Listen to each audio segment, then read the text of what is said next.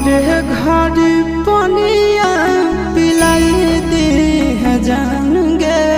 कफन ओढ़ाई दी है टूटत ही जब प्राण गे मरे घर पनिया पिलाई दी है जान गे कफन